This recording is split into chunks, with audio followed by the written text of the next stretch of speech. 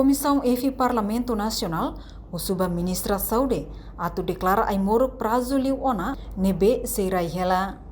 Tambah ter fiscalização husi Comissão EFI Parlamentar, nebe trata assunto saúde e segurança social no igualdade gênero katak, Ministério Saúde, continua rai ai moro nebe ninia prazo liu ona.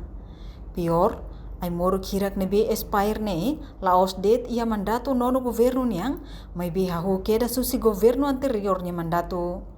Também Comissão EFI husuba Ministra Saúde Eli Amaral, atu declara sai ai moro prazo liona nebe serai ia armazém Saúde.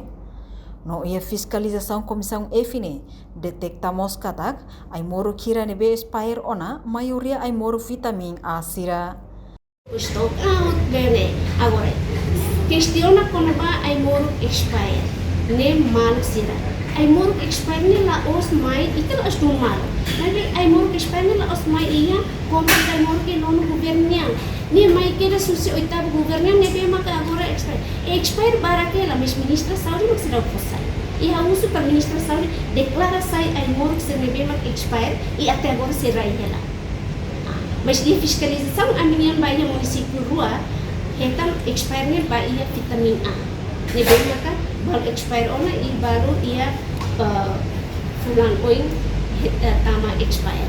Nebe situação geral maka dane.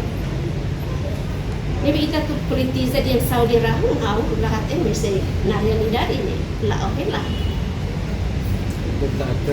Enquanto ter informação husi Instituto Farmácia e Produto Médico ia fulan kotuk liu ba katak, halo ona processo destruição ba ai moro kirak, nebe liu ona prazo ka expire.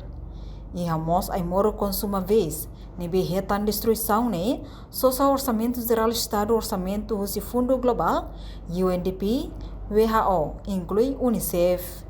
No ai moro kirak ne, compras desde tina riu rua sanulu racing 5 to tina riu rua ronulu racing rua niang. No ai moro kirak ne, normalmente ai moro sirane sosa husi fábrica batinan tolo nian det. Reportagem Melda Fátima, Televisão Timor Post. Janela informação ba emogoto. Atu tem informação atual dia kliu, kita haluha, haneham botão subscribe, like, halo comentário no fahe tutang ba media sosial hotu.